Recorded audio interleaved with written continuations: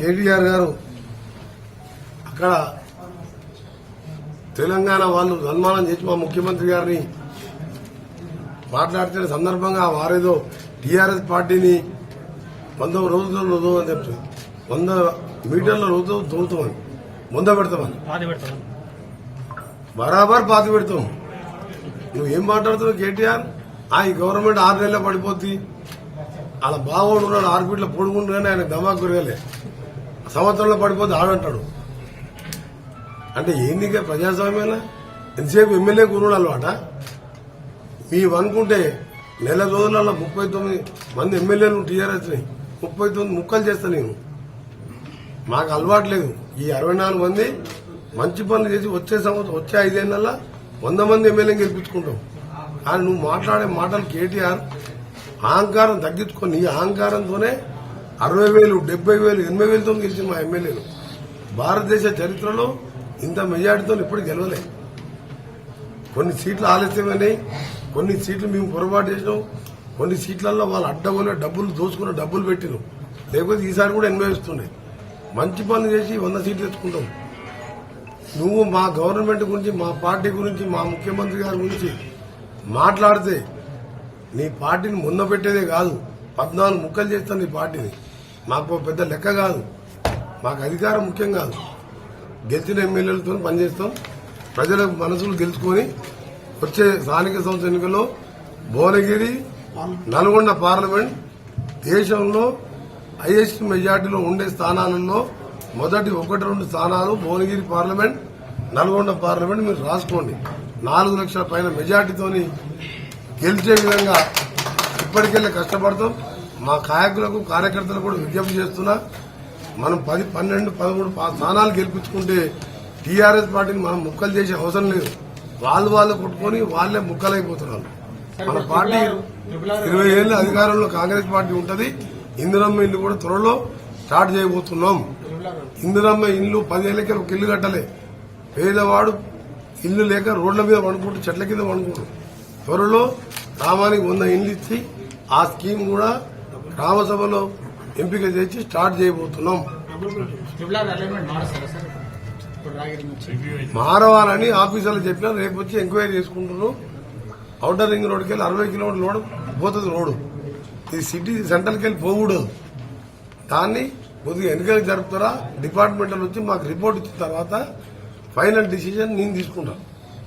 నేను ముఖ్యమంత్రి గారితో కూర్చొని లోకల్ ఎమ్మెల్యేలతో చర్చించి ఇబ్బంది లేకుండా సూటబుల్ కంపెన్సేషన్ ఇచ్చి ఇవాళ కాస్ట్లీ 5 కోట్ల ఎకరం ఉన్నదాన్ని మనం 10 ఎకరం ఇస్తే వాళ్ళు తీసుకున్నాం.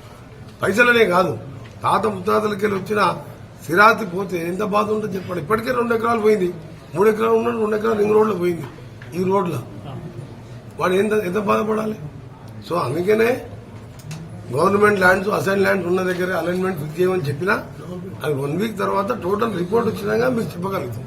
కేంద్ర ప్రభుత్వం పరిధిలో అని చెప్పి కేంద్ర ప్రభుత్వం రాష్ట్ర ప్రభుత్వానికి అప్పచెప్పింది ల్యాండ్ ఎక్వేషన్ 50-50%.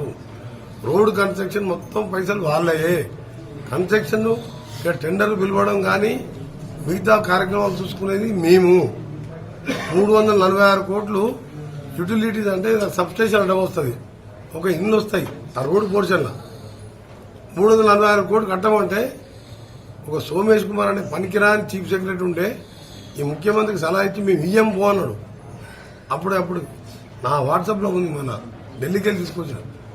మీరు ఆ 346 లెటర్ ఇస్తే ఒప్పుకుంటారు, లెటర్ ఇవ్వకపోతే రోడ్ ఎక్కి ఆడుతున్నారు ఆయన. ఇలా త్రిపులార్ అంటే తెలంగాణకు మరొక మణిహారం. ఈ ఔటర్ రింగ్ రోడ్ ప్యారలల్ చేస్తే 50% తెలంగాణ కవర్ అయితే మొత్తం ప్రపంచంలో ఉన్న ఇండస్ట్రీస్ అన్ని కూడా ఇక్కడికి వస్తాయి. దీనికి రేడియల్ రోడ్ మన ఈ రింగ్ రోడ్కి పెడుతున్నాం.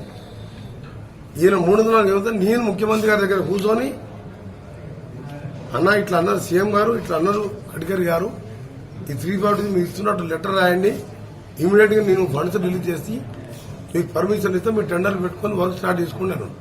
నేను మినిస్టర్ అయిన వారం రోజుల్లో లెటర్ రాపించినారు. ఆ లెటర్ ముఖ్యమంత్రి గారు, నేను మధ్యలో నా ఎందుకు బాగాలేకపోతే ముఖ్యమంత్రి గారికి పోయి ఢిల్లీలో హ్యాండ్ ఓవర్ చేయొచ్చు, దాన్ని క్లియర్ చేసిన. చివరిగా కేటీఆర్ ఒకటే చెప్తున్నా, కరెంటు బిందు గిరెంట్ మీద రైతులను రెచ్చగొట్టినా రెచ్చిపోయి మీ మీద అటాక్ చేస్తారు, మీ ఆస్తులు కొనుక్కుంటారు. ఇవాళ నువ్వు కౌలు రైతులకు రైతు బంధు ఆ రోజు ఎంత కుట్రా ఎందుకు ఇవ్వలేదు? ఇవాళ 7,000 ఎకరాలు ఉన్న రామేశ్వరరావుకు రైతు బంధు వస్తుంది, 600 ఎకరాలు ఉన్న మల్లారెడ్డికి రైతు బంధు వస్తుంది. కౌలు రైతులు, ట్రైబల్తులు, ఇక్కడున్న లంబాడి సోదరులు కౌలు తీసుకుంటే వాళ్ళకు పైసలు ఇవ్వవు. అందుకనే పిచ్చి పిచ్చి మాటలు కట్టిపెట్టినావు. మేము అన్ని కరెక్ట్ చేస్తున్నాం, అందరి సలహాలు తీసుకుంటున్నాం. అవసరం ఉంటే ఏమైనా చేయదలుచుకుంటే అఖిలపక్షం పెట్టి టీఆర్ఎస్ కాదు, కమ్యూనిస్టులను కాదు, అందరినీ ఆహ్వానించే నిర్ణయాలు తీసుకుని అమెరికాలో చదువుకున్నావో ఏ ఊరు చదువుకున్నావో తెలియదు. నువ్వు నిజంగా ఒక లీడర్ అయితే 100 days లో చెప్పిన హామీని 2వ రోజు ఇంప్లిమెంట్ చేసి రోజు 10 కోట్ల రూపాయలు వీళ్ళు ప్రభుత్వం పేదల కోసం పెడుతుంది. మహిళలకు ఒక్క మాటను హర్షించిన ప్రభుత్వానికి, ఒక్క మాటను హర్షించిన.